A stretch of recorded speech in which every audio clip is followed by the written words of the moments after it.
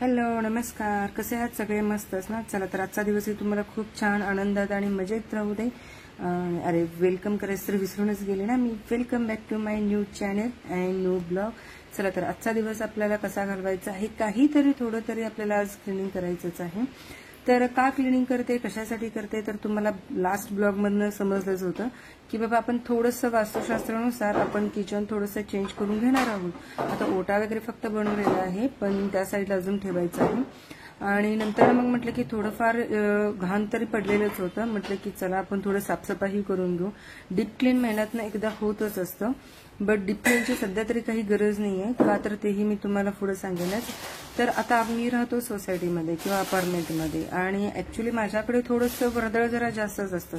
Saturday संडेही असतं, किंवा आपली किटी पार्टी असते, किंवा श्रीशांची किटी पार्टी असते, किंवा येता जाता वगैरे त्यांचं असतं. पाहुणे मंडळी आता आपल्या पुण्यामध्ये जास्त आहेत, सो कुणी कुणीतरी येत जात असतंच. पण त्यावेळेला कसं असतं की खूप असे पार्टीज म्हणा किंवा खूप असे येणं जाणं वगैरे वर्दळ तर होतच असतं.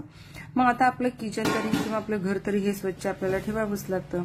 तर असंही तुमचं सगळ्यांचं कौतुक व्हावं असं मलाही वाटत असतं. त्यामुळे काही टिप्स मी देते, त्या टिप्स घेतच आपण किचन घर वगैरे ही स्वच्छ करणारच आहोत.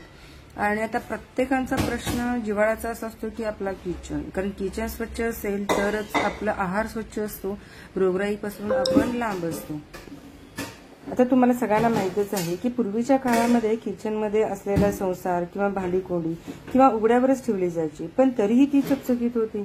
आता आपण काय करतो की किचनमध्ये ट्रॉलीज किंवा कंटेनर वगैरे आपण बनवून घेतो आणि जे भांड्यांना व्यवस्थित लावून ठेवतात. पण त्यामुळेच काय होतं की किचनमध्ये अधिक पसारा आणि तेलकट थळ हा वाढला जातो. यामुळे आपलं तर डोकेदुखी हे वाढलेलंच आहे, कारण किचन ट्रॉलीची शाईन टिकवणं आपल्याला खूप महत्वाचं असतं, आणि ते शाईन टिकवणं हे अशक्यच बनलं आहे सध्या तरी. किचन ट्रॉली किंवा फर्निचरवर बसलेली बुरशी, तेल मसाल्याचे सहज पडलेले डाग, स्वयंपाकघरातील कॅबिनेटवरील हे डाग अनेक पटीने जास्त हट्टी किंवा चिकटी होत जातात, कारण स्वयंपाक करताना गॅसची उष्णता म्हणा किंवा ओलसर धूर वाढतो. अशा स्थितीतही ती साफ करणे खरंच अवघड होऊन बसलेलं आहे.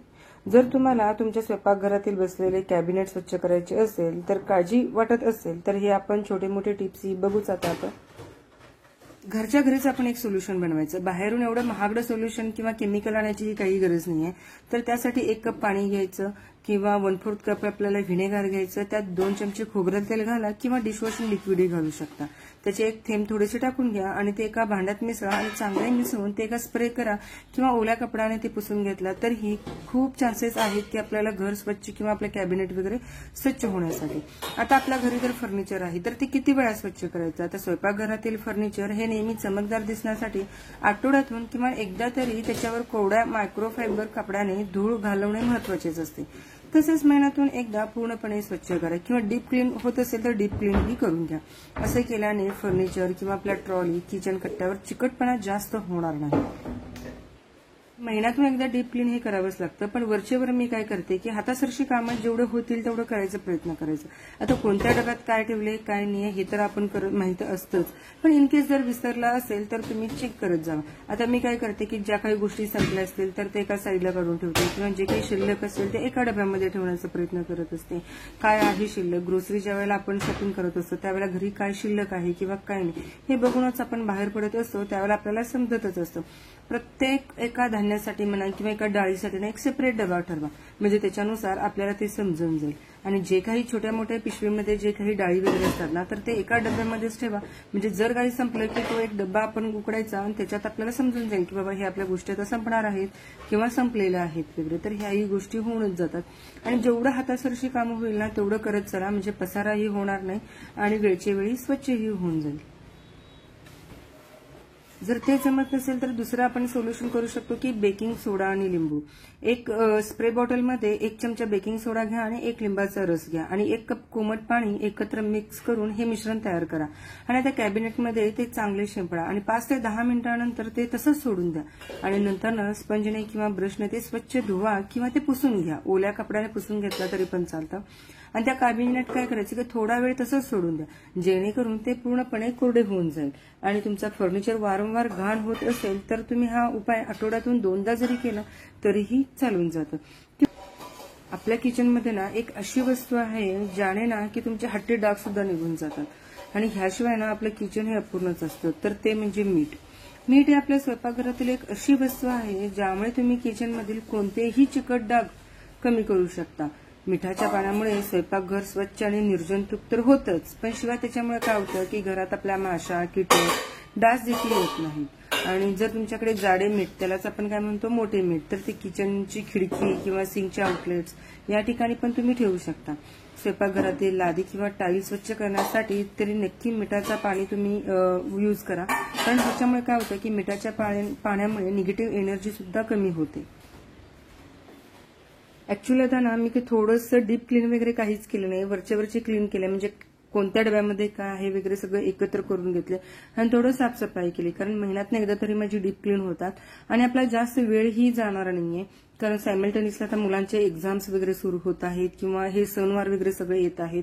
पण म्हटलं की आपली मोस्ट प्रायोरिटी काय आहे की आता सध्या मुलांचा अभ्यास घेणं, म्हणून म्हटलं की थोडा वरचेवर क्लीन करू आपण आणि ज्या काही गोष्टी रिकाम्या आहेत ते डबे काढू आपण, किंवा काचेच्या बरण्या वगैरे पण खूप आहेत, सो तेही काढू, स्वच्छ करून ठेवू आणि नंतर आपल्याला जे काही आपण ग्रोसरी वगैरे आणतो तर तेही आपण ठेवू शकतो. तर अशा पद्धतीने तुम्ही छोट्या मोठ्या टिप्स वापरा, त्यामुळे आपला वेळही वाचेल आणि दुसरी गोष्ट म्हणजे आपलं कायम किचन स्वच्छही राहील, निर्जंतुक राहील आणि म्हणजे कीटक वगैरे किंवा डास होणार नाहीयेत किंवा कॉक्रोचही होणार नाहीयेत. त्यामुळे अशा लहान सहान गोष्टी किंवा सोल्युशन वगैरे घरच्या घरी बनवा, महागडे सोल्युशन्स वगैरे ही आणण्याची काहीच गरज नाहीये. आणि जेवढं तुम्ही किचन नीटनेटके ठेवाल ना किंवा स्वच्छता ठेवाल ना, तेवढीच आपल्या रोगराई वगैरे ही काहीच होणार नाहीये किंवा कुठलेही पदार्थ आपले वाया जाणार नाहीयेत किंवा कुठलेही पदार्थ जास्त खराब होणार नाहीयेत. अशा गोष्टीमध्ये थोडीफार रोज थोडी काळजी घेतली ना तर होऊन जातं.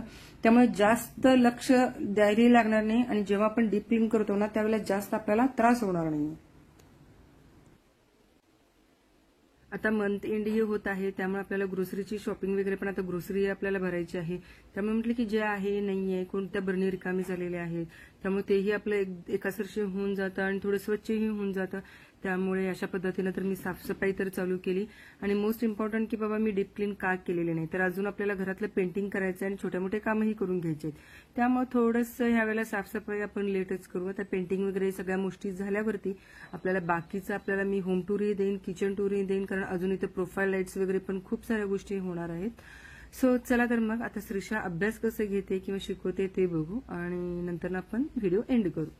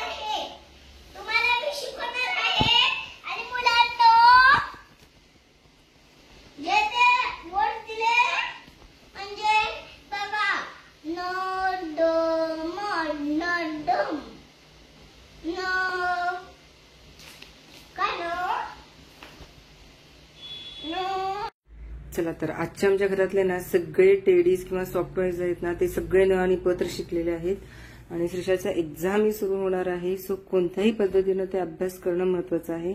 सो तेही करत आहे, ती होमवर्क्स कम्प्लीट करत आहे. सो चला व्हिडिओ कसा वाटला नक्की आवडल्यास लाईक करा, शेअर करा, सबस्क्राईब करायला विसरू नका. And take care. नाही आवडलं तरी लाईक करा, शेअर करा, सबस्क्राईब करा. Bye bye.